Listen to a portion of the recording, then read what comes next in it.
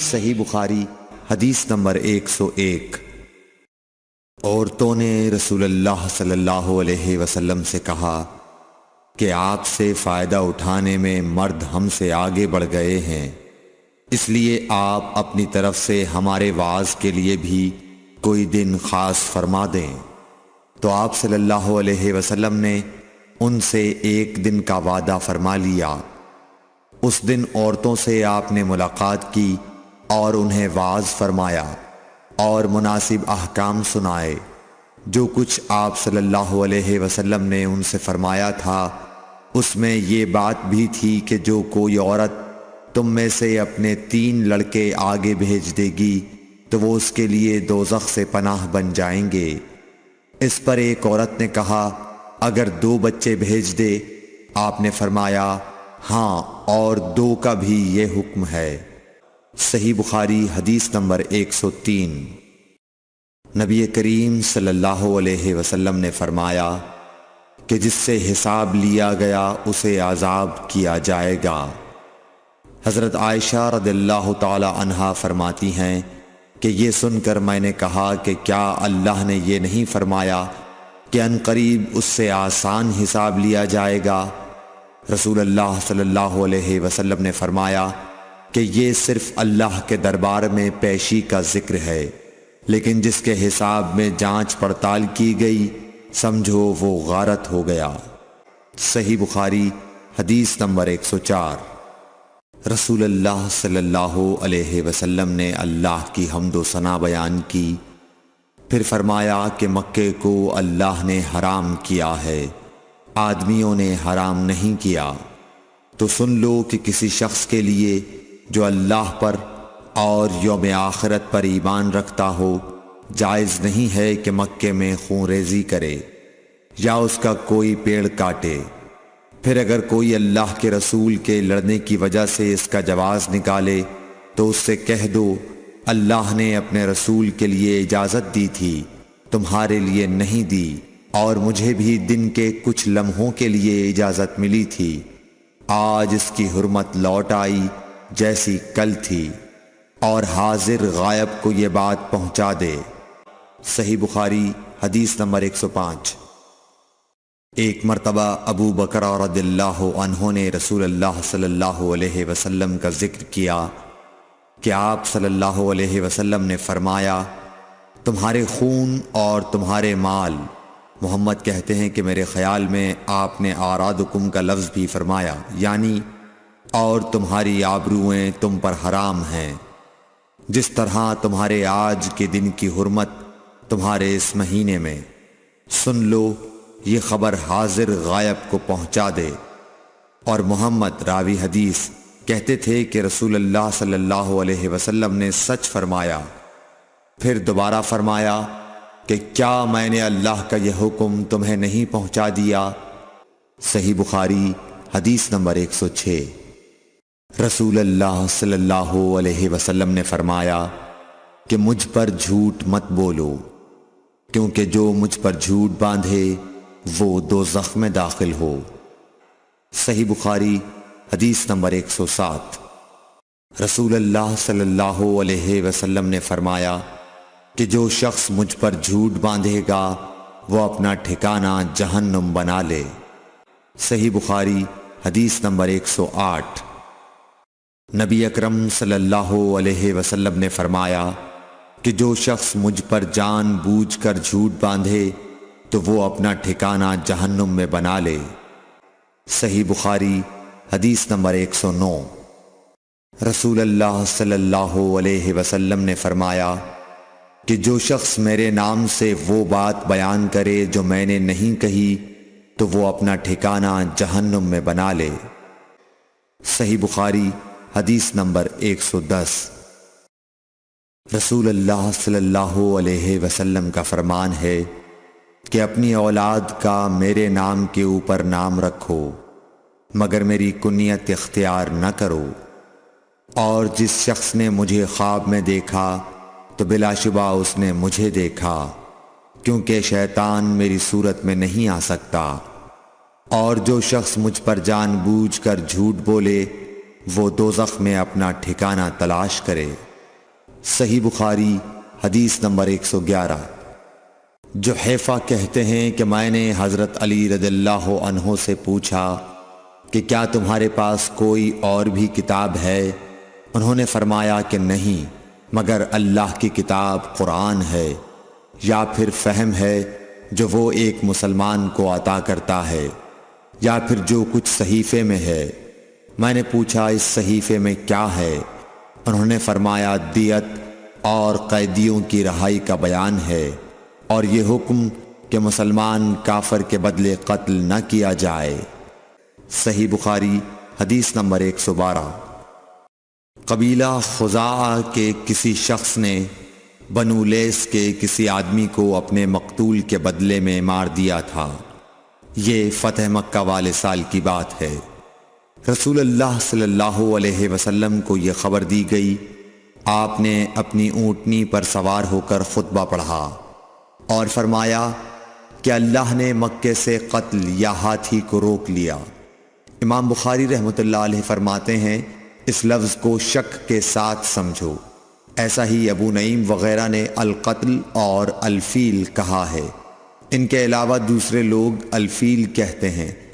پھر رسول اللہ صلی اللہ علیہ وسلم نے فرمایا کہ اللہ نے ان پر اپنے رسول اور مسلمانوں کو غالب کر دیا، اور سمجھ لو کہ وہ مکہ کسی کے لیے حلال نہیں ہوا، نہ مجھ سے پہلے اور نہ آئندہ کبھی ہوگا، اور میرے لیے بھی صرف دن کے تھوڑے سے حصے کے لیے حلال کر دیا گیا تھا۔ سن لو کہ وہ اس وقت حرام ہے، نہ اس کا کوئی کانٹا توڑا جائے، نہ اس کے درخت کاٹے جائیں، اور اس کی گری پڑی چیزیں بھی وہی اٹھائے جس کا منشا یہ ہو کہ وہ اس شے کا تعارف کرا دے گا۔ تو اگر کوئی شخص مارا جائے تو اس کے عزیزوں کو اختیار ہے دو باتوں کا، یا دیت لیں یا بدلہ۔ اتنے میں ایک یمنی آدمی ابو شاہ نامی آیا اور کہنے لگا یہ مسائل میرے لیے لکھوا دیجئے۔ تب آپ نے فرمایا کہ ابو فلاں کے لیے یہ مسائل لکھ دو۔ تو ایک قریشی شخص نے کہا یا رسول اللہ مگر اذخر، یعنی اذخر کاٹنے کی اجازت دے دیجئے، کیونکہ اسے ہم گھروں کی چھتوں پر ڈالتے ہیں یا مٹی ملا کر اور اپنی قبروں میں بھی ڈالتے ہیں۔ یہ سن کر رسول اللہ صلی اللہ علیہ وسلم نے فرمایا کہ ہاں مگر اذخر۔ صحیح بخاری حدیث نمبر 113۔ وہب بن منبح کے بھائی کہتے ہیں کہ میں نے حضرت ابو ہریرہ رضی اللہ تعالی عنہ کو کہتے ہوئے سنا کہ رسول اللہ صلی اللہ علیہ وسلم کے صحابہ میں عبداللہ بن عمر رضی اللہ عنہ کے علاوہ مجھ سے زیادہ کوئی حدیث بیان کرنے والا نہیں تھا، مگر وہ لکھ لیا کرتے تھے اور میں لکھتا نہیں تھا۔ صحیح بخاری حدیث نمبر 114۔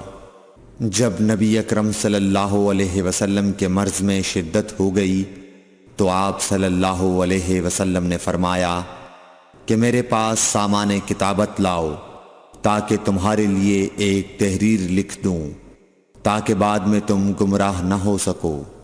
اس پر حضرت عمر رضی اللہ عنہ نے لوگوں سے کہا کہ اس وقت آپ صلی اللہ علیہ وسلم پر تکلیف کا غلبہ ہے اور ہمارے پاس اللہ کی کتاب قرآن موجود ہے جو ہمیں ہدایت کے لیے کافی ہے۔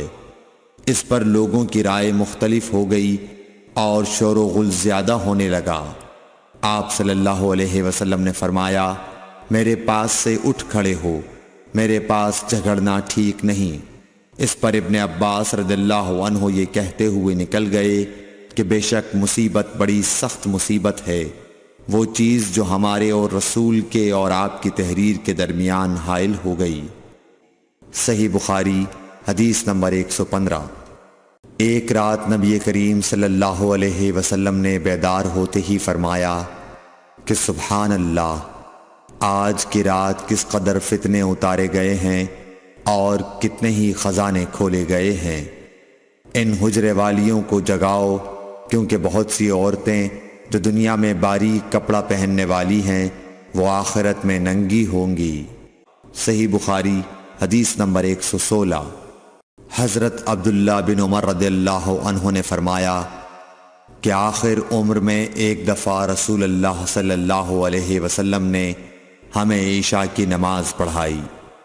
جب آپ نے سلام پھیرا تو کھڑے ہو گئے اور فرمایا کہ تمہاری آج کی رات وہ ہے کہ اس رات سے 100 برس کے آخر تک کوئی شخص جو زمین پر ہے وہ باقی نہیں رہے گا۔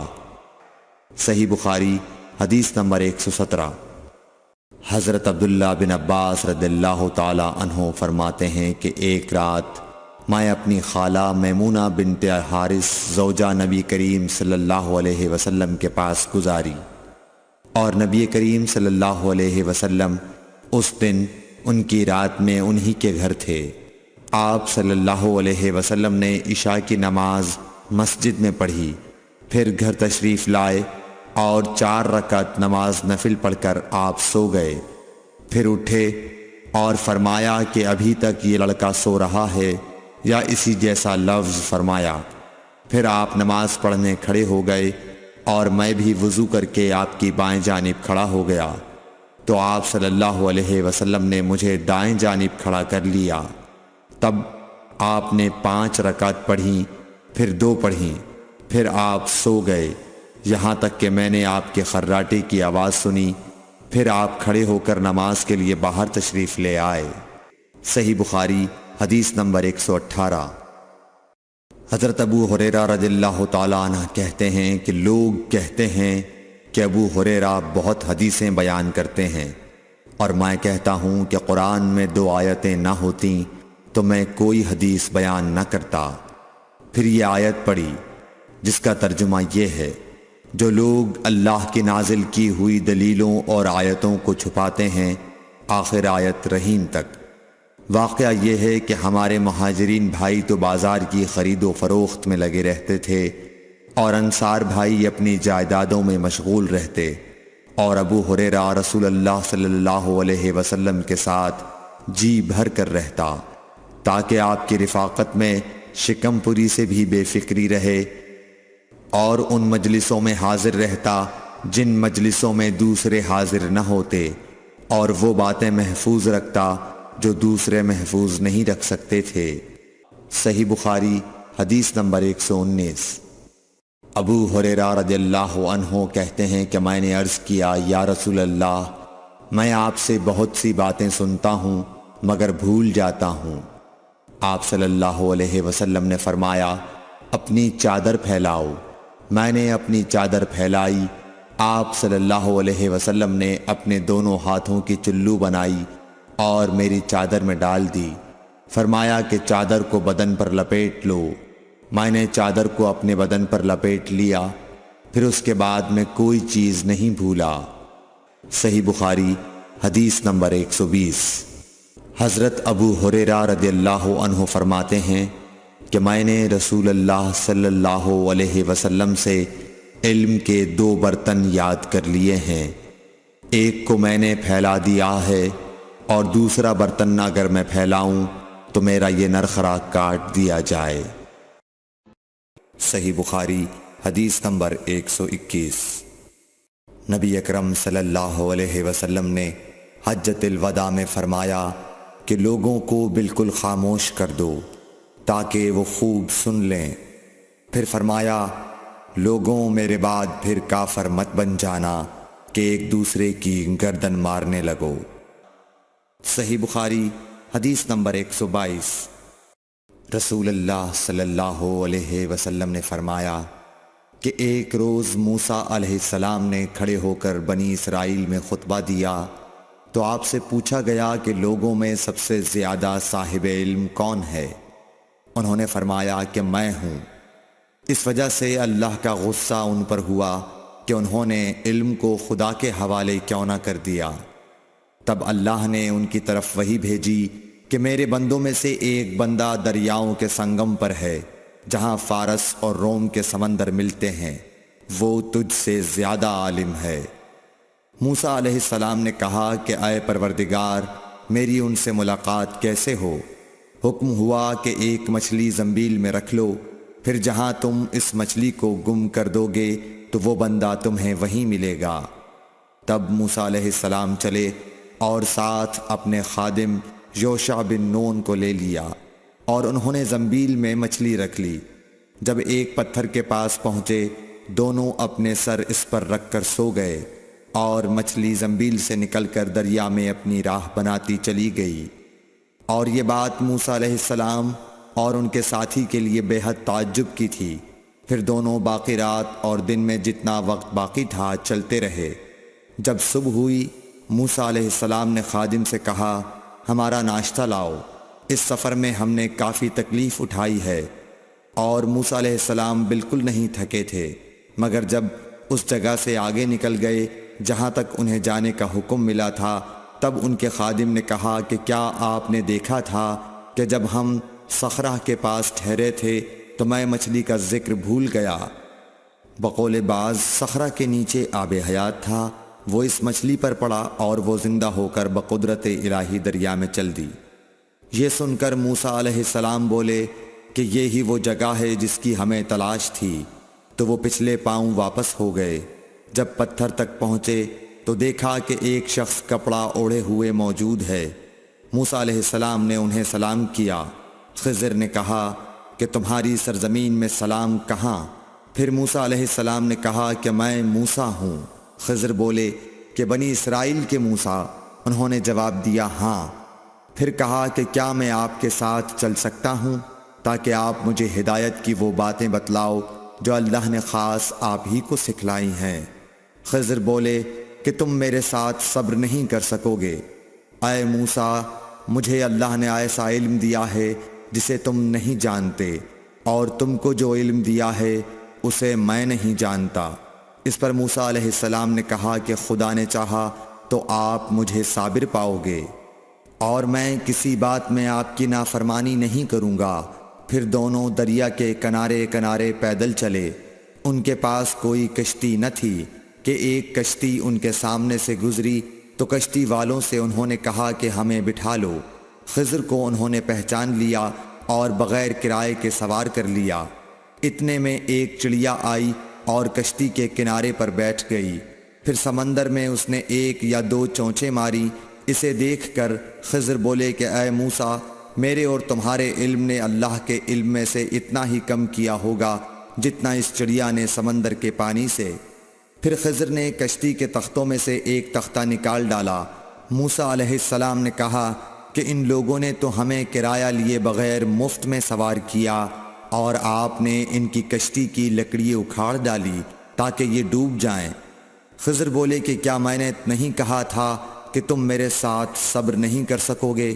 اس پر موسیٰ علیہ السلام نے جواب دیا کہ بھول پر میری گرفت نہ کرو۔ موسیٰ علیہ السلام نے بھول کر یہ پہلا اعتراض کیا تھا۔ پھر دونوں چلے۔ کشتی سے اتر کر ایک لڑکا بچوں کے ساتھ کھیل رہا تھا۔ خضر نے اوپر سے اس کا سر پکڑ کر ہاتھ سے اسے الگ کر دیا۔ موسیٰ علیہ السلام بول پڑے، کیا آپ نے ایک بے گناہ بچے کو بغیر کسی جانی حق کے مار ڈالا؟ غضب ہو گیا۔ خضر بولے کہ میں نے تم سے نہیں کہا تھا کہ تم میرے ساتھ صبر نہیں کر سکو گے؟ ابن عیینہ کہتے ہیں کہ اس کلام میں پہلے سے زیادہ تاکید ہے، کیونکہ پہلے کلام میں لفظ لکا نہیں کہا تھا، اس میں لکا زائد کیا، جس سے تاکید ظاہر ہے۔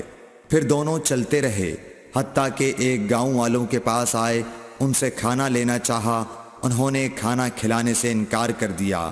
انہوں نے وہیں دیکھا کہ ایک دیوار اسی گاؤں میں گرنے کے قریب تھی۔ خضر نے اپنے ہاتھ کے اشارے سے اسے سیدھا کر دیا۔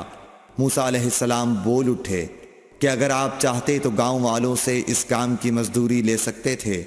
خضر نے کہا کہ بس اب ہم اور تم میں جدائی کا وقت آ گیا ہے۔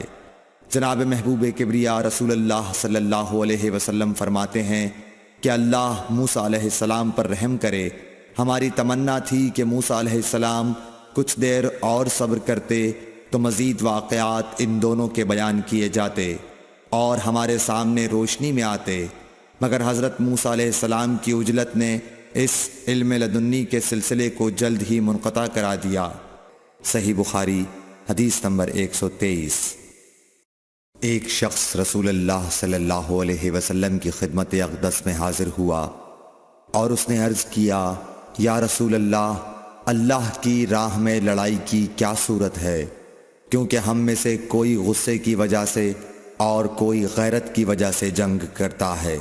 تو آپ صلی اللہ علیہ وسلم نے اس کی طرف سر اٹھایا، اور سر اس لیے اٹھایا کہ پوچھنے والا کھڑا ہوا تھا۔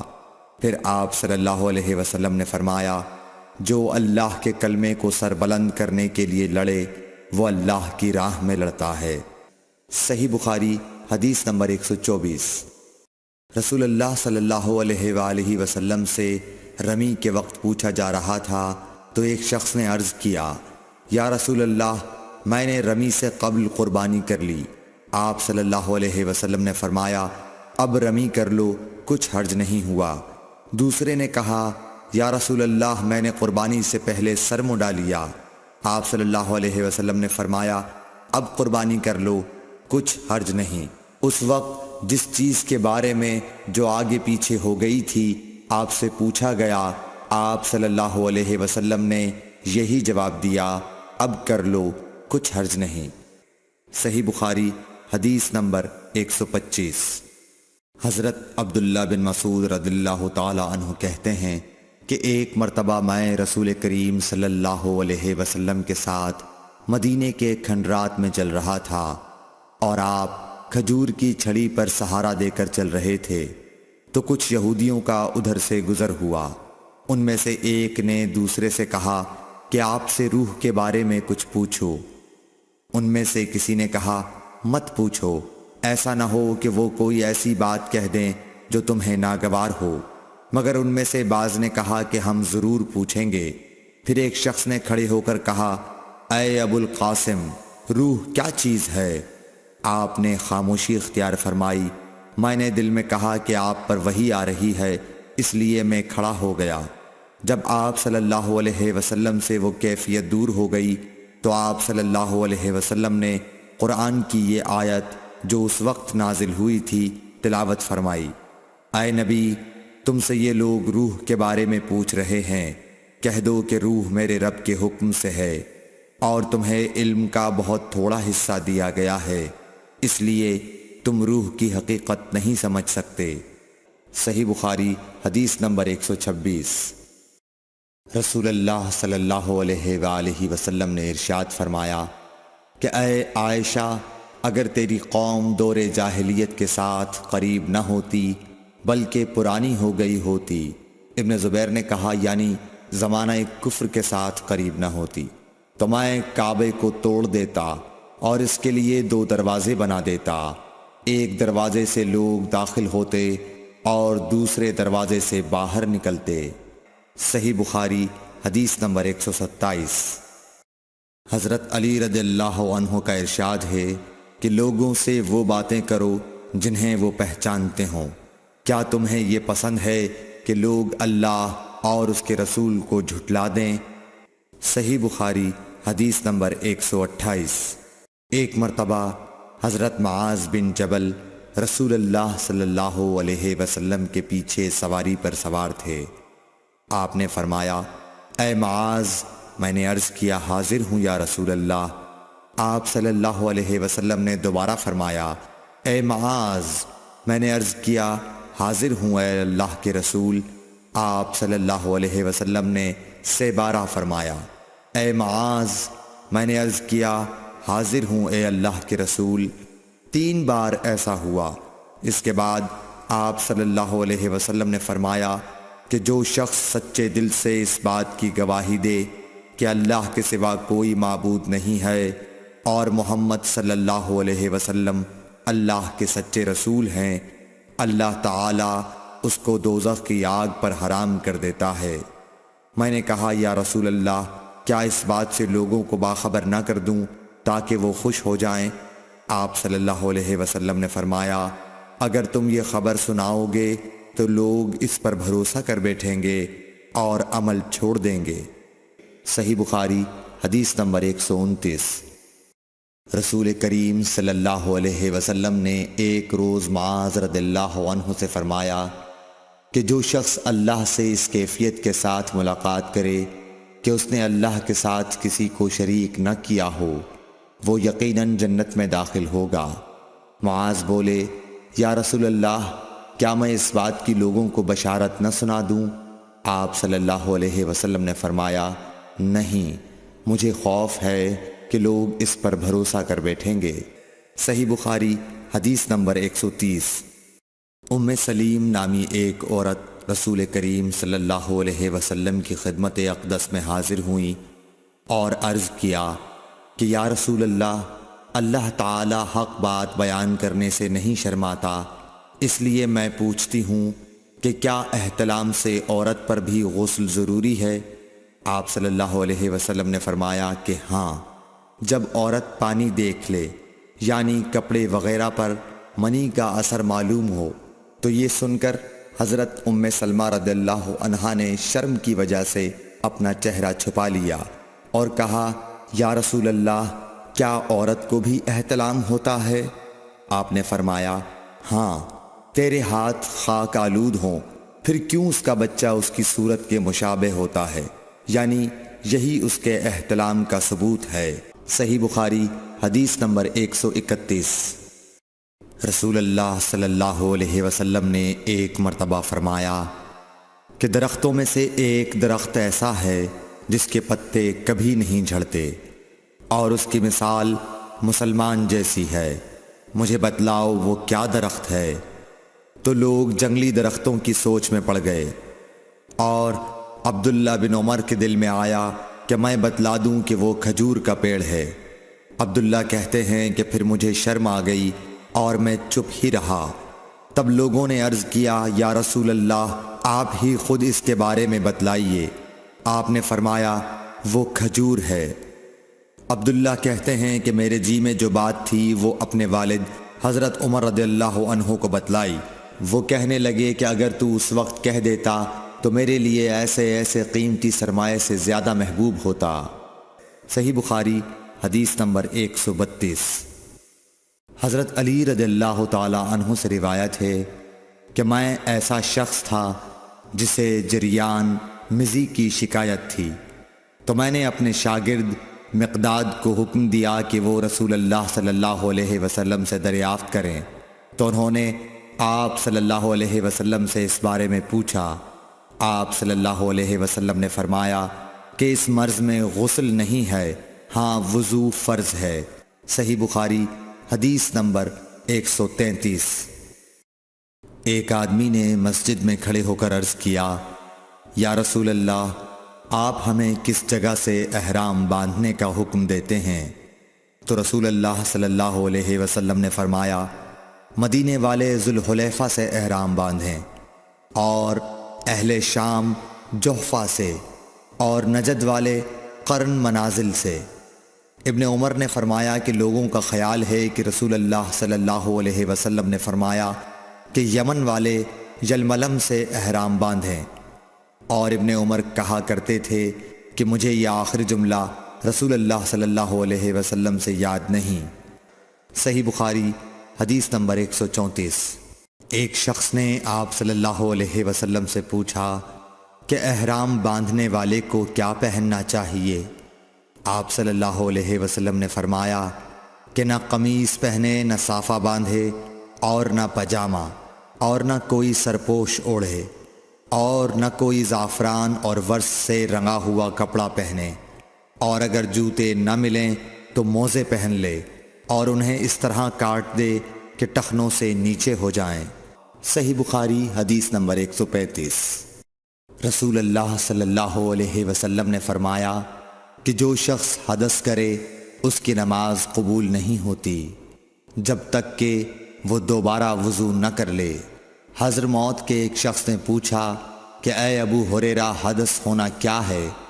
آپ نے فرمایا، پخانے کے مقام سے نکلنے والی آواز والی یا بے آواز والی ہوا۔ صحیح بخاری حدیث نمبر 136۔ رسول اللہ صلی اللہ علیہ وآلہ وسلم نے فرمایا کہ میری امت کے لوگ وضو کے نشانات کی وجہ سے قیامت کے دن سفید پیشانی اور سفید ہاتھ پاؤں والوں کی شکل میں بلائے جائیں گے، تو تم میں سے جو کوئی اپنی چمک بڑھانا چاہتا ہے تو وہ بڑھا لے، یعنی وضو اچھی طرح کر لے۔ صحیح بخاری حدیث نمبر 137۔ رسول کریم صلی اللہ علیہ وسلم سے شکایت کی گئی کہ ایک شخص ہے جسے یہ خیال ہوتا ہے کہ نماز میں کوئی چیز یعنی ہوا نکلتی معلوم ہوئی ہے۔ آپ صلی اللہ علیہ وسلم نے فرمایا کہ نماز سے نہ پھرے یا نہ مڑے جب تک آواز نہ سنے یا بو نہ پائے۔ صحیح بخاری حدیث نمبر 138۔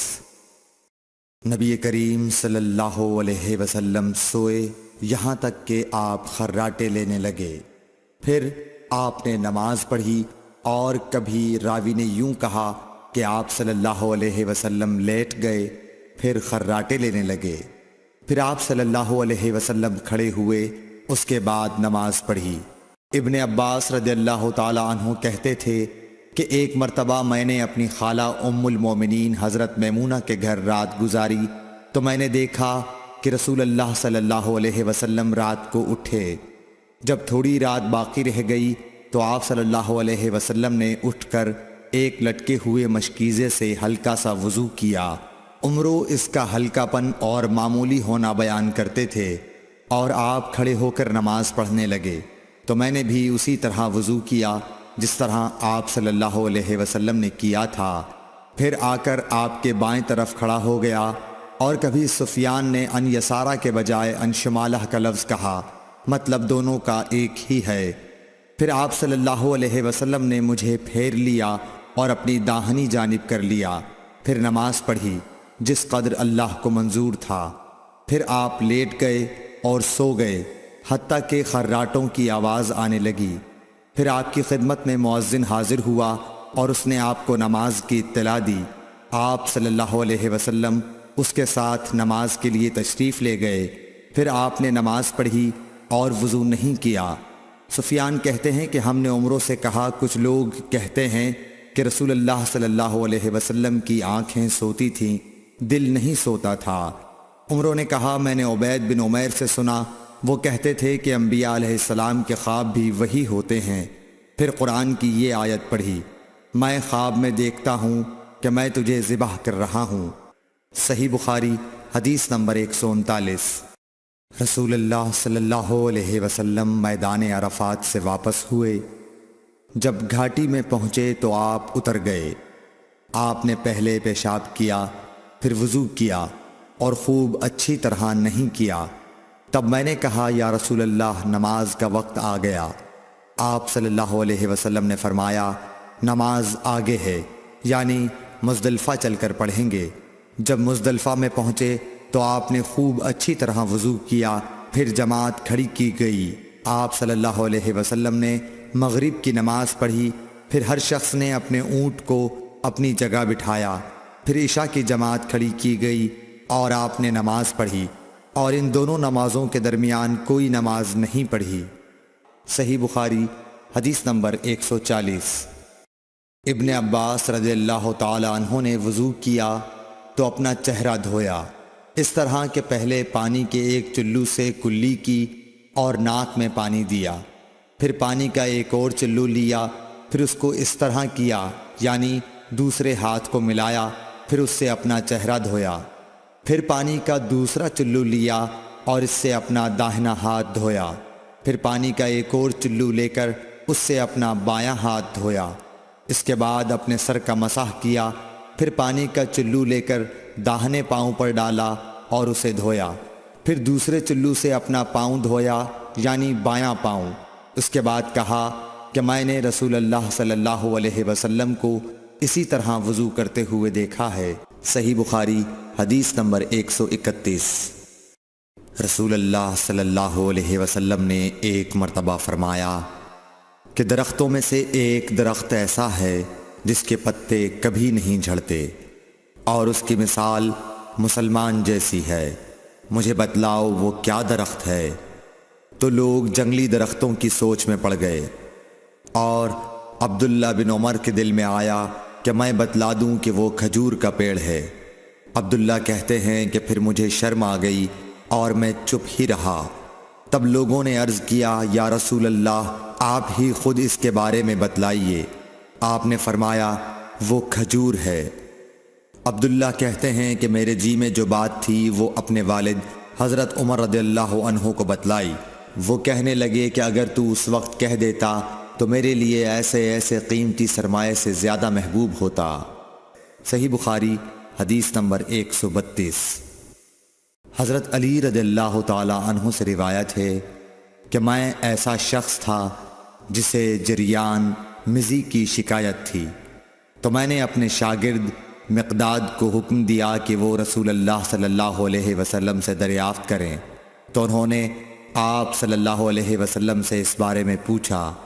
آپ صلی اللہ علیہ وسلم نے فرمایا کہ اس مرض میں غسل نہیں ہے، ہاں وضو فرض ہے۔ صحیح بخاری حدیث نمبر 133۔ ایک آدمی نے مسجد میں کھڑے ہو کر عرض کیا، یا رسول اللہ، آپ ہمیں کس جگہ سے احرام باندھنے کا حکم دیتے ہیں؟ تو رسول اللہ صلی اللہ علیہ وسلم نے فرمایا، مدینے والے ذوالحلیفہ سے احرام باندھیں، اور اہل شام جحفہ سے، اور نجد والے قرن منازل سے۔ ابن عمر نے فرمایا کہ لوگوں کا خیال ہے کہ رسول اللہ صلی اللہ علیہ وسلم نے فرمایا کہ یمن والے یلملم سے احرام باندھیں، اور ابن عمر کہا کرتے تھے کہ مجھے یہ آخری جملہ رسول اللہ صلی اللہ علیہ وسلم سے یاد نہیں۔ صحیح بخاری حدیث نمبر 134۔ ایک شخص نے آپ صلی اللہ علیہ وسلم سے پوچھا کہ احرام باندھنے والے کو کیا پہننا چاہیے؟ آپ صلی اللہ علیہ وسلم نے فرمایا کہ نہ قمیص پہنے، نہ صافہ باندھے، اور نہ پاجامہ، اور نہ کوئی سرپوش اوڑھے، اور نہ کوئی زعفران اور ورس سے رنگا ہوا کپڑا پہنے، اور اگر جوتے نہ ملیں تو موزے پہن لے، اور انہیں اس طرح کاٹ دے کہ ٹخنوں سے نیچے ہو جائیں۔ صحیح بخاری حدیث نمبر 135۔ رسول اللہ صلی اللہ علیہ وسلم نے فرمایا کہ جو شخص حدث کرے اس کی نماز قبول نہیں ہوتی جب تک کہ وہ دوبارہ وضو نہ کر لے۔ حضرموت کے ایک شخص نے پوچھا کہ اے ابو ہریرہ، حدث ہونا کیا ہے؟ آپ نے فرمایا، پخانے کے مقام سے نکلنے والی آواز والی یا بے آواز والی ہوا۔ صحیح بخاری حدیث نمبر 136۔ رسول اللہ صلی اللہ علیہ وآلہ وسلم نے فرمایا کہ میری امت کے لوگ وضو کے نشانات کی وجہ سے قیامت کے دن سفید پیشانی اور سفید ہاتھ پاؤں والوں کی شکل میں بلائے جائیں گے، تو تم میں سے جو کوئی اپنی چمک بڑھانا چاہتا ہے تو وہ بڑھا لے، یعنی وضو اچھی طرح کر لے۔ صحیح بخاری حدیث نمبر 137۔ رسول کریم صلی اللہ علیہ وسلم سے شکایت کی گئی کہ ایک شخص ہے جسے یہ خیال ہوتا ہے کہ نماز میں کوئی چیز یعنی ہوا نکلتی معلوم ہوئی ہے۔ آپ صلی اللہ علیہ وسلم نے فرمایا کہ نماز سے نہ پھرے یا نہ مڑے جب تک آواز نہ سنے یا بو نہ پائے۔ صحیح بخاری حدیث نمبر 138۔ نبی کریم صلی اللہ علیہ وسلم سوئے یہاں تک کہ آپ خراٹے لینے لگے، پھر آپ نے نماز پڑھی، اور کبھی راوی نے یوں کہا کہ آپ صلی اللہ علیہ وسلم لیٹ گئے، پھر خراٹے لینے لگے، پھر آپ صلی اللہ علیہ وسلم کھڑے ہوئے، اس کے بعد نماز پڑھی۔ ابن عباس رضی اللہ تعالی عنہ کہتے تھے کہ ایک مرتبہ میں نے اپنی خالہ ام المومنین حضرت میمونہ کے گھر رات گزاری، تو میں نے دیکھا کہ رسول اللہ صلی اللہ علیہ وسلم رات کو اٹھے۔ جب تھوڑی رات باقی رہ گئی تو آپ صلی اللہ علیہ وسلم نے اٹھ کر ایک لٹکے ہوئے مشکیزے سے ہلکا سا وضو کیا۔ عمرو اس کا ہلکا پن اور معمولی ہونا بیان کرتے تھے، اور آپ کھڑے ہو کر نماز پڑھنے لگے، تو میں نے بھی اسی طرح وضو کیا جس طرح آپ صلی اللہ علیہ وسلم نے کیا تھا، پھر آ کر آپ کے بائیں طرف کھڑا ہو گیا۔ اور کبھی سفیان نے ان یسارہ کے بجائے ان شمالہ کا لفظ کہا، مطلب دونوں کا ایک ہی ہے۔ پھر آپ صلی اللہ علیہ وسلم نے مجھے پھیر لیا اور اپنی داہنی جانب کر لیا، پھر نماز پڑھی جس قدر اللہ کو منظور تھا، پھر آپ لیٹ گئے اور سو گئے حتیٰ کہ خراٹوں کی آواز آنے لگی۔ پھر آپ کی خدمت میں مؤذن حاضر ہوا اور اس نے آپ کو نماز کی اطلاع دی۔ آپ صلی اللہ علیہ وسلم اس کے ساتھ نماز کے لیے تشریف لے گئے۔ پھر آپ نے نماز پڑھی اور وضو نہیں کیا۔ سفیان کہتے ہیں کہ ہم نے عمروں سے کہا، کچھ لوگ کہتے ہیں کہ رسول اللہ صلی اللہ علیہ وسلم کی آنکھیں سوتی تھیں، دل نہیں سوتا تھا۔ عمروں نے کہا، میں نے عبید بن عمیر سے سنا، وہ کہتے تھے کہ انبیاء علیہ السلام کے خواب بھی وہی ہوتے ہیں۔ پھر قرآن کی یہ آیت پڑھی، میں خواب میں دیکھتا ہوں کہ میں تجھے ذبح کر رہا ہوں۔ صحیح بخاری حدیث نمبر 139۔ رسول اللہ صلی اللہ علیہ وسلم میدان عرفات سے واپس ہوئے۔ جب گھاٹی میں پہنچے تو آپ اتر گئے۔ آپ نے پہلے پیشاب کیا، پھر وضو کیا اور خوب اچھی طرح نہیں کیا۔ تب میں نے کہا، یا رسول اللہ، نماز کا وقت آ گیا۔ آپ صلی اللہ علیہ وسلم نے فرمایا، نماز آگے ہے، یعنی مزدلفہ چل کر پڑھیں گے۔ جب مزدلفہ میں پہنچے تو آپ نے خوب اچھی طرح وضو کیا، پھر جماعت کھڑی کی گئی۔ آپ صلی اللہ علیہ وسلم نے مغرب کی نماز پڑھی، پھر ہر شخص نے اپنے اونٹ کو اپنی جگہ بٹھایا۔ پھر عشاء کی جماعت کھڑی کی گئی اور آپ نے نماز پڑھی، اور ان دونوں نمازوں کے درمیان کوئی نماز نہیں پڑھی۔ صحیح بخاری حدیث نمبر 140۔ ابن عباس رضی اللہ تعالی عنہ نے وضو کیا تو اپنا چہرہ دھویا، اس طرح کہ پہلے پانی کے ایک چلو سے کلی کی اور ناک میں پانی دیا، پھر پانی کا ایک اور چلو لیا، پھر اس کو اس طرح کیا، یعنی دوسرے ہاتھ کو ملایا، پھر اس سے اپنا چہرہ دھویا، پھر پانی کا دوسرا چلو لیا اور اس سے اپنا داہنا ہاتھ دھویا، پھر پانی کا ایک اور چلو لے کر اس سے اپنا بایاں ہاتھ دھویا، اس کے بعد اپنے سر کا مسح کیا، پھر پانی کا چلو لے کر داہنے پاؤں پر ڈالا اور اسے دھویا، پھر دوسرے چلو سے اپنا پاؤں دھویا، یعنی بایاں پاؤں۔ اس کے بعد کہا کہ میں نے رسول اللہ صلی اللہ علیہ وسلم کو اسی طرح وضو کرتے ہوئے دیکھا ہے۔ صحیح بخاری حدیث نمبر 141۔ نبی اکرم صلی اللہ علیہ وآلہ وسلم نے فرمایا، جب تم میں سے کوئی اپنی بیوی سے جمع کرے تو کہے، اللہ کے نام کے ساتھ شروع کرتا ہوں۔ اے اللہ، ہمیں شیطان سے بچا اور شیطان کو اس چیز سے دور رکھ جو تو اس جمع کے نتیجے میں ہمیں عطا فرمائے۔ یہ دعا پڑھنے کے بعد جمع کرنے سے میاں بیوی کو جو اولاد ملے گی اسے شیطان نقصان نہیں پہنچا سکتا۔ صحیح بخاری حدیث نمبر 142۔ رسول کریم صلی اللہ علیہ وسلم جب قضاء حاجت کے لیے بیت الخلاء میں داخل ہوتے تو یہ دعا پڑھتے، اے اللہ، میں ناپاک جنوں اور ناپاک جنیوں سے تیری پناہ مانگتا ہوں۔ صحیح بخاری حدیث نمبر 143۔ ابن عباس رضی اللہ تعالی عنہ سے روایت ہے کہ نبی کریم صلی اللہ علیہ وسلم پاخانے میں تشریف لے گئے۔ میں نے پاخانے کے قریب آپ کے لیے وضو کا پانی رکھ دیا۔ باہر نکل کر آپ نے پوچھا، یہ کس نے رکھا؟ جب آپ کو بتلایا گیا تو آپ نے میرے لیے دعا کی اور فرمایا، اے اللہ، اس کو دین کی سمجھ عطا فرمائیو۔ صحیح بخاری حدیث نمبر 144۔ رسول اللہ صلی اللہ علیہ وسلم نے فرمایا کہ جب تم میں سے کوئی پخانے میں جائے تو قبلے کی طرف منہ کرے، نہ اس کی طرف پشت کرے، بلکہ مشرق کی طرف منہ کر لو یا مغرب کی طرف۔ صحیح بخاری حدیث نمبر 145۔ لوگ کہتے تھے کہ جب قضاء حاجت کے لیے بیٹھو تو نہ قبلے کی طرف منہ کرو نہ بیت المقدس کی طرف۔ یہ سن کر عبداللہ بن عمر رضی اللہ تعالی عنہ نے فرمایا کہ ایک دن میں اپنے گھر کی چھت پر چڑھا تو میں نے حضرت صلی اللہ علیہ وسلم کو دیکھا کہ آپ بیت المقدس کی طرف منہ کر کے 2 اینٹوں پر قضاء حاجت کے لیے بیٹھے ہیں۔ پھر عبداللہ بن عمر رضی اللہ عنہ نے واسع سے کہا کہ شاید تم ان لوگوں میں سے ہو جو اپنے چوتڑوں کے بل نماز پڑھتے ہیں۔ تب میں نے کہا، اللہ کی قسم میں نہیں جانتا کہ آپ کا مطلب کیا ہے۔ امام مالک رحمۃ اللہ نے کہا کہ عبداللہ بن عمر رضی اللہ تعالی عنہ نے اس سے وہ شخص مراد لیا جو نماز میں زمین سے اونچا نہ رہے، سجدے میں زمین سے چمٹ جائے۔ صحیح بخاری حدیث نمبر 146۔ رسول اللہ صلی اللہ علیہ وسلم کی بیویاں رات میں مناصے کی طرف قضائے حاجت کے لیے جاتیں، اور مناصے ایک کھلا میدان ہے۔ تو حضرت عمر رسول اللہ صلی اللہ علیہ وسلم سے کہا کرتے تھے کہ اپنی بیویوں کو پردہ کرائیے، مگر رسول اللہ صلی اللہ علیہ وسلم نے اس پر عمل نہیں کیا۔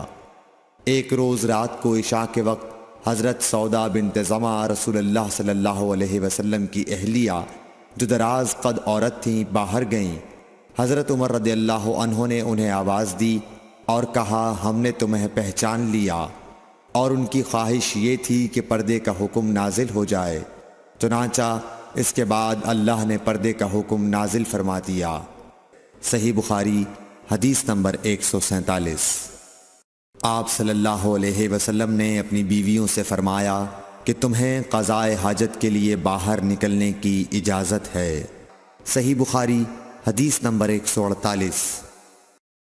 عبداللہ بن عمر رضی اللہ تعالی عنہ فرماتے ہیں کہ ایک دن میں اپنی بہن اور رسول اللہ صلی اللہ علیہ وسلم کی اہلیہ محترمہ حفصہ کے مکان کی چھت پر اپنی کسی ضرورت سے چڑھا، تو مجھے رسول اللہ صلی اللہ علیہ وسلم قضائے حاجت کرتے وقت قبلے کی طرف پشت اور شام کی طرف منہ کیے ہوئے نظر آئے۔ صحیح بخاری حدیث نمبر 149۔ عبداللہ بن عمر رضی اللہ تعالی عنہ نے خبر دی، وہ کہتے ہیں کہ ایک دن میں اپنے گھر کی چھت پر چڑھا تو مجھے رسول اللہ صلی اللہ علیہ وسلم 2 اینٹوں پر قضائے حاجت کے وقت بیت المقدس کی طرف منہ کیے ہوئے نظر آئے۔ صحیح بخاری حدیث نمبر 150۔ انس بن مالک رضی اللہ تعالی عنہ کہتے تھے کہ جب رسول اللہ صلی اللہ علیہ وسلم رفع حاجت کے لیے نکلتے تو میں اور ایک لڑکا اپنے ساتھ پانی کا برتن لے آتے تھے، مطلب یہ کہ اس پانی سے رسول اللہ صلی اللہ علیہ وسلم طہارت کیا کرتے تھے۔ صحیح بخاری حدیث نمبر 151۔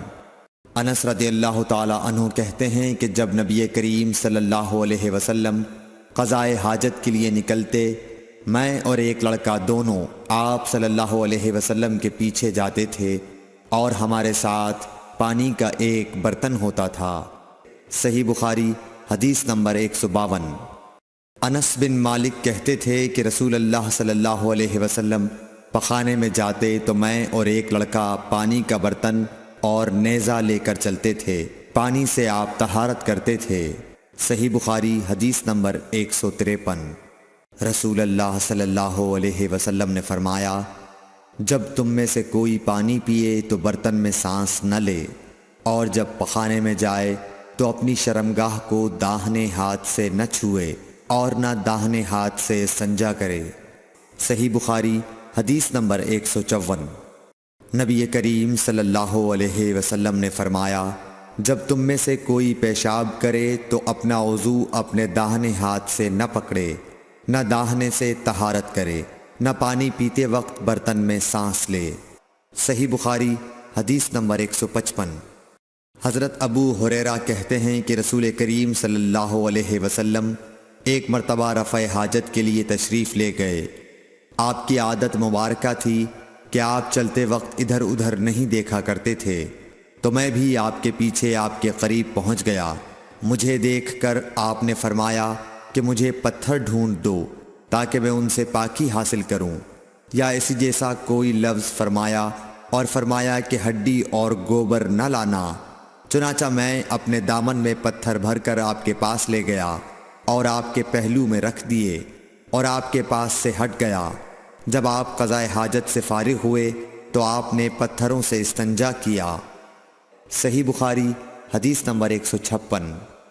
عبداللہ بن مسعود رضی اللہ تعالی عنہ کہتے تھے کہ نبی کریم صلی اللہ علیہ وسلم رفع حاجت کے لیے گئے تو آپ نے مجھے فرمایا کہ میں 3 پتھر تلاش کر کے آپ کے پاس لاؤں، لیکن مجھے 2 پتھر ملے، تیسرا ڈھونڈا مگر مل نہ سکا، تو میں نے خشک گوبر اٹھا لیا، اس کو لے کر آپ کے پاس آ گیا۔ آپ نے پتھر تو لے لیے مگر گوبر پھینک دیا اور فرمایا یہ خود ناپاک ہے۔ صحیح بخاری حدیث نمبر 157۔ ابن عباس رضی اللہ تعالی عنہ کہتے ہیں کہ رسول اللہ صلی اللہ علیہ وسلم نے وضو میں ہر عضو کو ایک ایک مرتبہ دھویا۔ صحیح بخاری حدیث نمبر 158۔ عبداللہ بن زید رضی اللہ تعالی عنہ بیان کرتے ہیں کہ نبی کریم صلی اللہ علیہ وسلم نے وضو میں اعضاء کو 2 بار دھویا۔ صحیح بخاری حدیث نمبر 159۔ حضرت عثمان بن عفان رضی اللہ تعالی عنہ نے پانی کا برتن مانگا اور لے کر پہلے اپنی ہتھیلیوں پر 3 مرتبہ پانی ڈالا، پھر انہیں دھویا۔ اس کے بعد اپنا داہنا ہاتھ برتن میں ڈالا اور پانی لے کر کلی کی اور ناک صاف کی، پھر 3 بار اپنا چہرہ دھویا اور کوہنیوں تک 3 بار دونوں ہاتھ دھوئے، پھر اپنے سر کا مسح کیا، پھر پانی لے کر ٹخنوں تک 3 مرتبہ اپنے دونوں پاؤں دھوئے، پھر کہا کہ رسول اللہ صلی اللہ علیہ وسلم نے فرمایا ہے کہ جو شخص میری طرح ایسا وضو کرے پھر 2 رکعت پڑھے جس میں اپنے نفس سے کوئی بات نہ کرے تو اس کے گزشتہ گناہ معاف کر دیے جاتے ہیں۔ صحیح بخاری حدیث نمبر 160۔ رسول اللہ صلی اللہ علیہ وسلم فرماتے ہیں کہ جب بھی کوئی شخص اچھی طرح وضو کرتا ہے اور خلوص کے ساتھ نماز پڑھتا ہے تو اس کے ایک نماز سے دوسری نماز پڑھنے تک کے گناہ معاف کر دیے جاتے ہیں۔ صحیح بخاری حدیث نمبر 161۔ نبی کریم صلی اللہ علیہ وسلم نے فرمایا جو شخص وضو کرے اسے چاہیے کہ ناک صاف کرے، اور جو پتھر سے استنجا کرے اسے چاہیے کہ طاق عدد یعنی 1، 3 یا 5 ہی سے کرے۔ صحیح بخاری حدیث نمبر 162۔ رسول اللہ صلی اللہ علیہ وسلم نے فرمایا کہ جب تم میں سے کوئی وضو کرے تو اسے چاہیے کہ اپنی ناک میں پانی دے، پھر اسے صاف کرے، اور جو شخص پتھروں سے استنجا کرے اسے چاہیے کہ بے جوڑ عدد یعنی 1 یا 3 سے استنجا کرے، اور جب تم میں سے کوئی سو کر اٹھے تو وضو کے پانی میں ہاتھ ڈالنے سے پہلے اسے دھو لے، کیونکہ تم میں سے کوئی نہیں جانتا کہ رات کو اس کا ہاتھ کہاں رہا ہے۔ صحیح بخاری حدیث نمبر 163۔ عبداللہ بن عمر رضی اللہ تعالی عنہ کہتے ہیں کہ ایک مرتبہ رسول اللہ صلی اللہ علیہ وسلم ایک سفر میں ہم سے پیچھے رہ گئے، پھر تھوڑی دیر بعد آپ صلی اللہ علیہ وسلم نے ہم کو پا لیا اور عصر کا وقت آ پہنچا تھا۔ ہم وضو کرنے لگے اور اچھی طرح پاؤں دھونے کے بجائے جلدی میں ہم پاؤں پر مسح کرنے لگے۔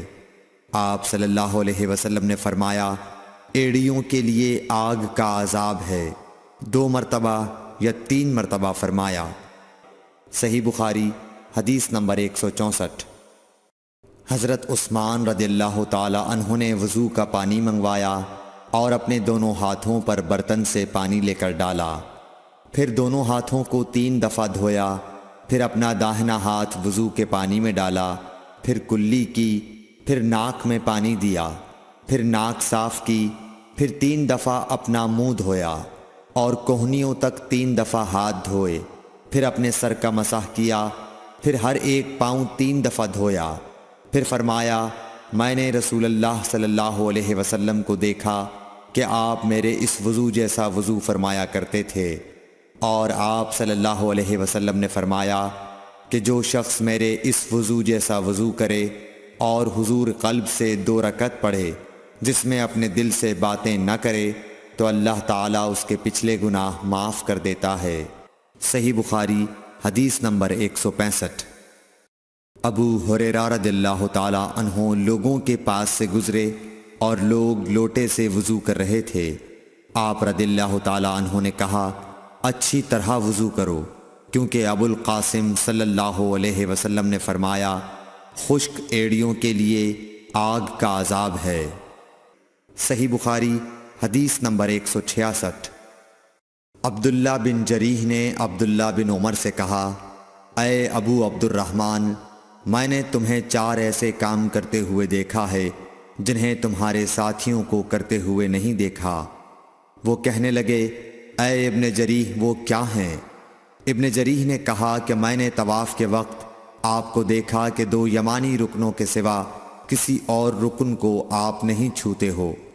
دوسرے میں نے آپ کو سبتی جوتے پہنے ہوئے دیکھا، اور تیسرے میں نے دیکھا کہ آپ زرد رنگ استعمال کرتے ہو، اور چوتھی بات میں نے یہ دیکھی کہ جب آپ مکے میں تھے لوگ ذی الحج کا چاند دیکھ کر لبیک پکارنے لگتے ہیں اور حج کا احرام باندھ لیتے ہیں، اور آپ 8ویں تاریخ تک احرام نہیں باندھتے۔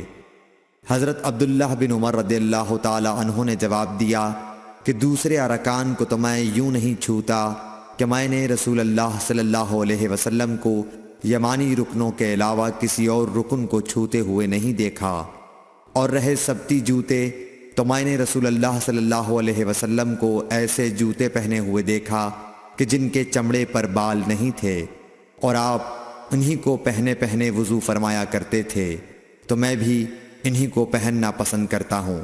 اور زرد رنگ کی یہ بات ہے کہ میں نے رسول اللہ صلی اللہ علیہ وسلم کو زرد رنگ رنگتے ہوئے دیکھا ہے، تو میں بھی اسی رنگ سے رنگنا پسند کرتا ہوں۔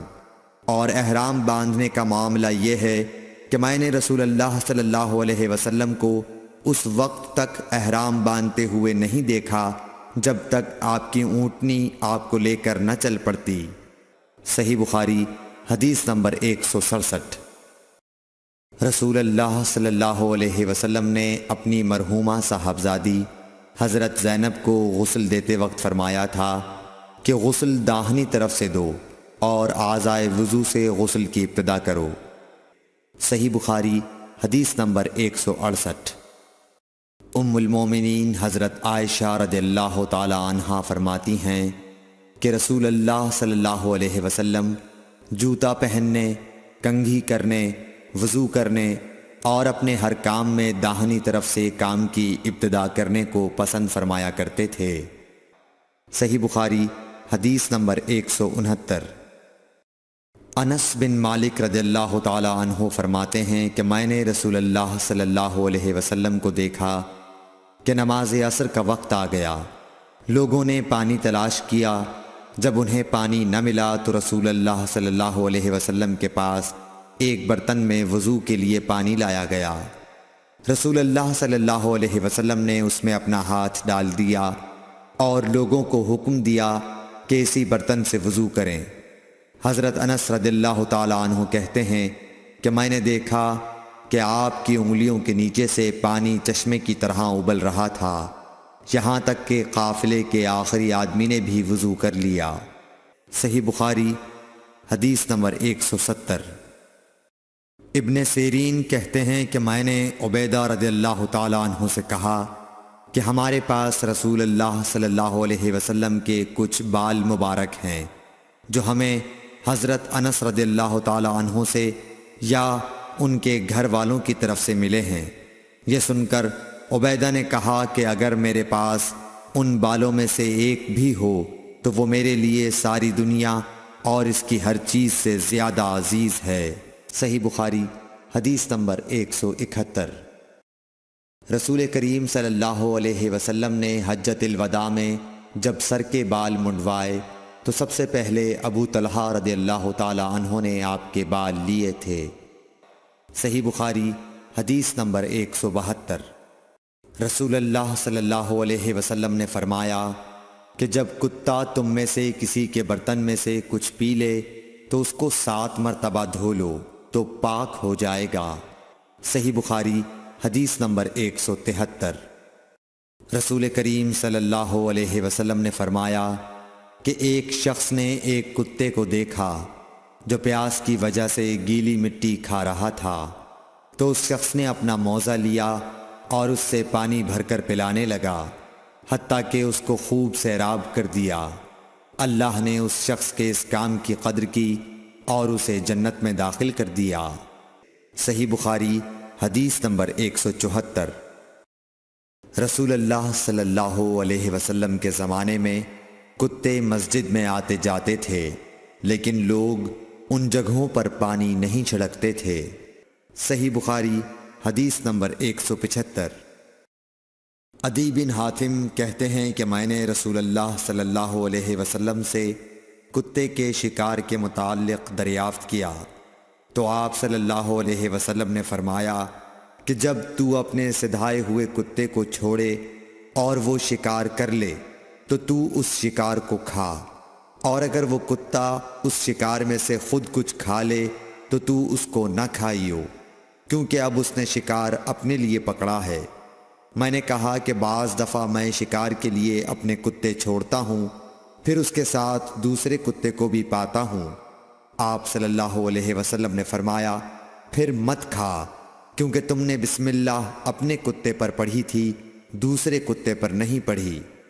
صحیح بخاری حدیث نمبر 176۔ رسول کریم صلی اللہ علیہ وسلم نے فرمایا کہ بندہ اس وقت تک نماز ہی میں رہتا ہے جب تک وہ مسجد میں نماز کا انتظار کرتا رہے، تا وقت کہ وہ حدث نہ کرے۔ ایک اجمی آدمی نے پوچھا کہ اے ابو ہریرہ، حدث کیا چیز ہے؟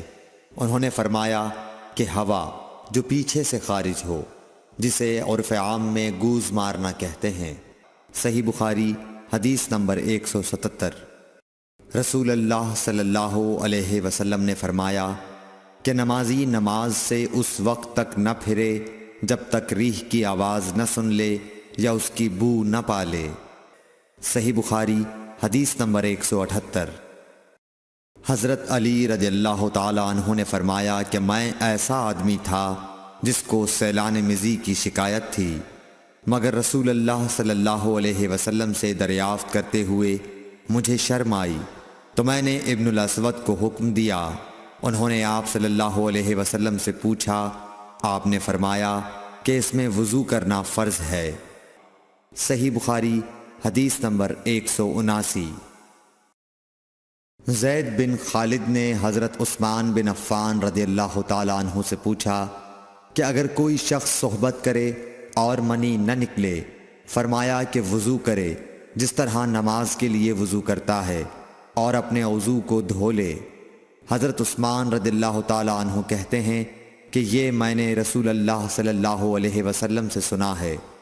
زید بن خالد کہتے ہیں کہ پھر میں نے اس کے بارے میں حضرت علی، زبیر، طلحہ اور ابی بن کعب رضی اللہ عنہم سے دریافت کیا، سب نے اس شخص کے بارے میں یہی حکم دیا۔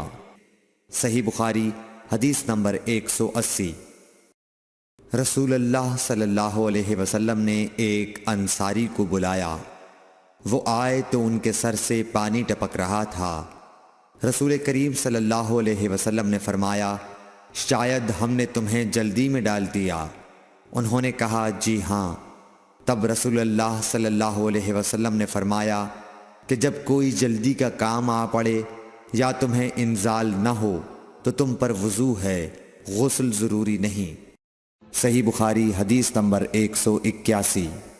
رسول کریم صلی اللہ علیہ وسلم جب عرفہ سے لوٹے تو پہاڑ کی گھاٹی کی جانب مڑ گئے اور رفع حاجت کی۔ اسامہ کہتے ہیں کہ پھر آپ نے وضو کیا اور میں آپ صلی اللہ علیہ وسلم کے اعضاء پر پانی ڈالنے لگا اور آپ وضو فرماتے رہے۔ میں نے کہا یا رسول اللہ، آپ اب نماز پڑھیں گے؟ آپ نے فرمایا نماز کا مقام تمہارے سامنے یعنی مزدلفہ میں ہے، وہاں نماز پڑھی جائے گی۔ صحیح بخاری حدیث نمبر 182۔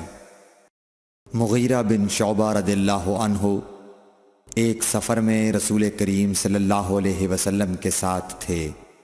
وہاں آپ رفع حاجت کے لیے تشریف لے گئے۔ جب آپ واپس آئے، آپ نے وضو شروع کیا تو مغیرہ بن شعبہ آپ کے اعضائے وضو پر پانی ڈالنے لگے۔ آپ صلی اللہ علیہ وسلم وضو کر رہے تھے۔ آپ نے اپنے منہ اور ہاتھوں کو دھویا، سر کا مسح کیا اور موزوں پر مسح کیا۔ صحیح بخاری حدیث نمبر 183۔ عبداللہ بن عباس رضی اللہ تعالی عنہ نے رات رسول کریم صلی اللہ علیہ وسلم کی زوجہ مطہرہ اور اپنی خالہ میمونہ رضی اللہ عنہا کے گھر میں گزاری۔ وہ فرماتے ہیں کہ میں تکیے کے عرض یعنی گوشے کی طرف لیٹ گیا اور رسول کریم صلی اللہ علیہ وسلم اور آپ کی اہلیہ نے معمول کے مطابق تکیے کی لمبائی پر سر رکھ کر آرام فرمایا۔ رسول اللہ صلی اللہ علیہ وسلم سوتے رہے۔ اور جب آدھی رات ہو گئی یا اس سے کچھ پہلے یا اس کے کچھ بعد آپ بیدار ہوئے اور اپنے ہاتھوں سے اپنی نیند کو دور کرنے کے لیے آنکھیں ملنے لگے۔ پھر آپ نے سورہ آل عمران کی آخری 10 آیتیں پڑھیں۔ پھر ایک مشکیزے کے پاس جو چھت میں لٹکا ہوا تھا آپ کھڑے ہو گئے اور اس سے وضو کیا، خوب اچھی طرح، پھر کھڑے ہو کر نماز پڑھنے لگے۔ ابن عباس رضی اللہ تعالیٰ عنہ کہتے ہیں، میں نے بھی کھڑے ہو کر اسی طرح کیا جس طرح آپ نے وضو کیا تھا۔ پھر جا کر میں بھی آپ کے پہلو مبارک میں کھڑا ہو گیا۔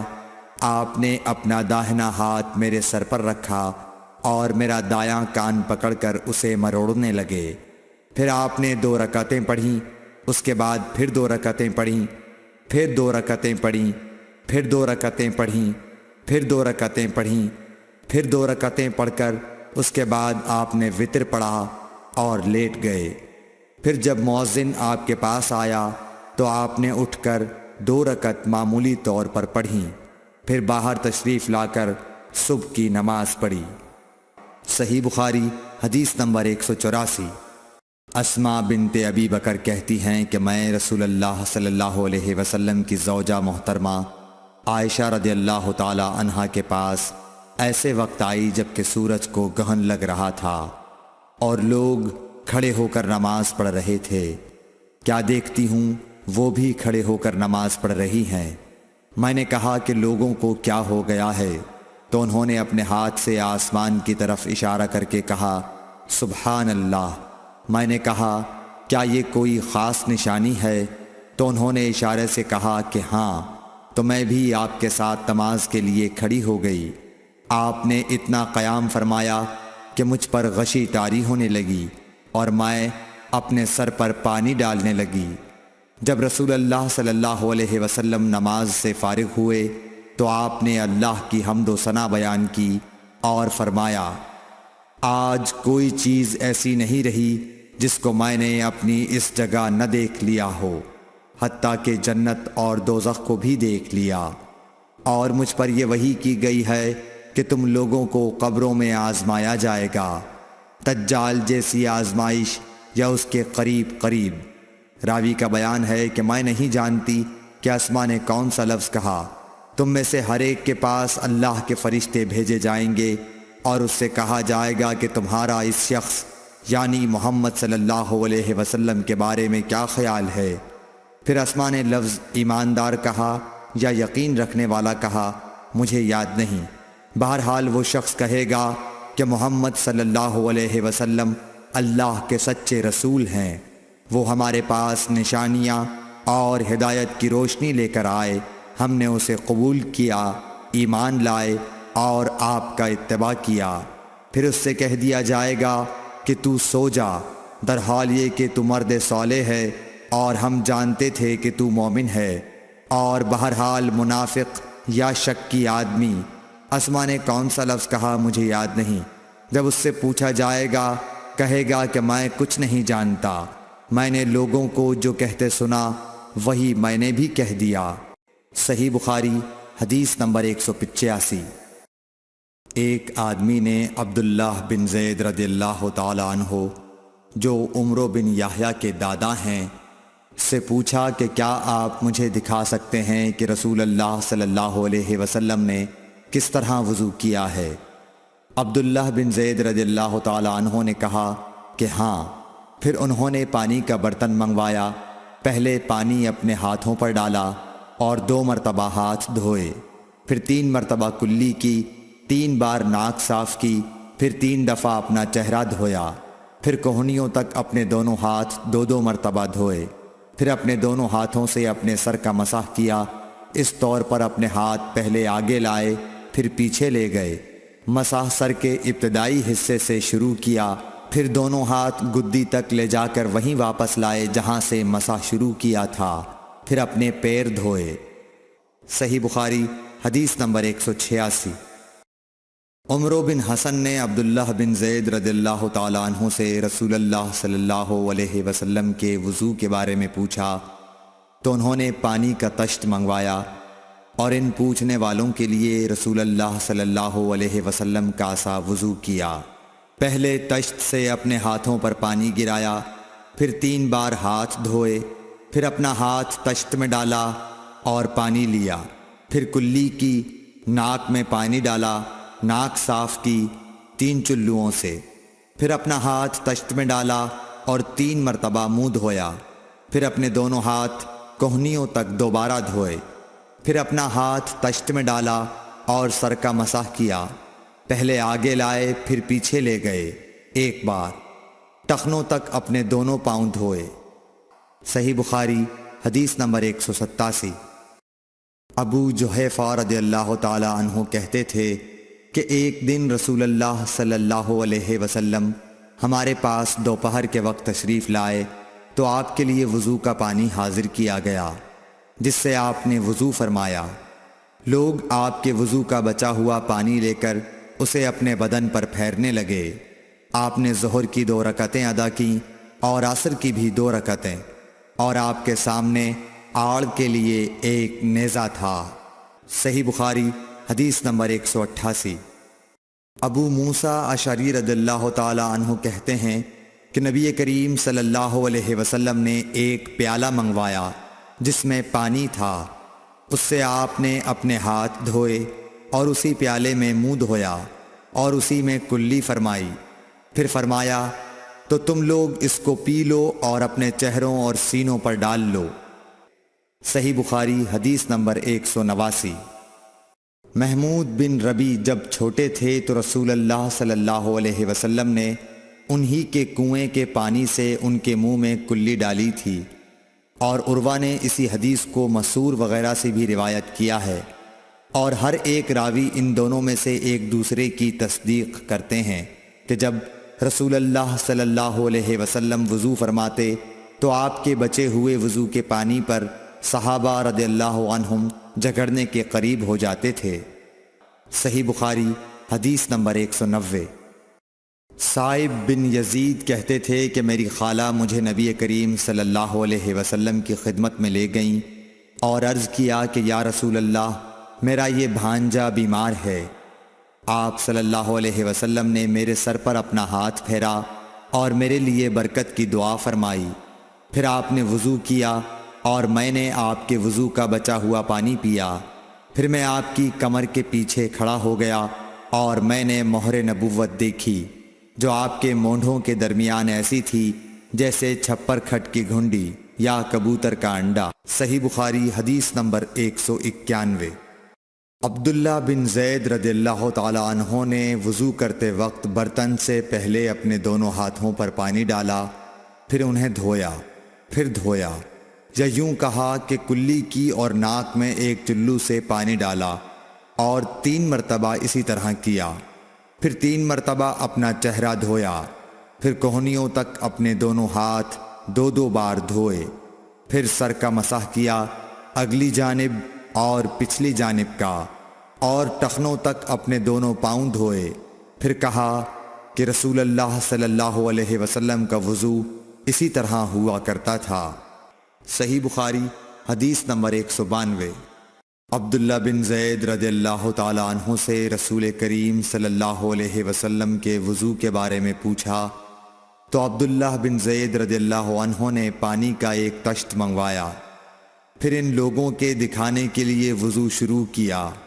پہلے تشت سے اپنے ہاتھوں پر پانی گرایا، پھر انہیں 3 بار دھویا، پھر اپنا ہاتھ برتن کے اندر ڈالا، پھر کلی کی اور ناک میں پانی ڈال کر ناک صاف کی 3 چلوؤں سے 3 دفعہ، پھر اپنا ہاتھ برتن کے اندر ڈالا اور اپنے منہ کو 3 بار دھویا، پھر اپنا ہاتھ برتن کے اندر ڈالا اور دونوں ہاتھ کوہنیوں تک 2 بار دھوئے، پھر سر پر مسح کیا، اس طرح کہ پہلے آگے کی طرف اپنا ہاتھ لائے، پھر پیچھے کی طرف لے گئے، پھر برتن میں اپنا ہاتھ ڈالا اور اپنے دونوں پاؤں دھوئے۔ دوسری روایت میں ہم سے موسیٰ نے ان سے وہیب نے بیان کیا کہ آپ نے سر کا مسح 1 دفعہ کیا۔ صحیح بخاری حدیث نمبر 193۔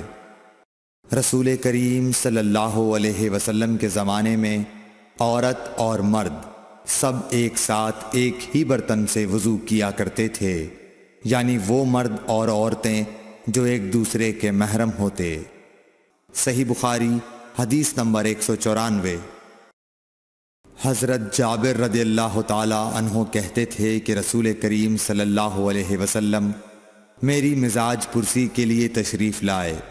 میں بیمار تھا، ایسا کہ مجھے ہوش تک نہیں تھا۔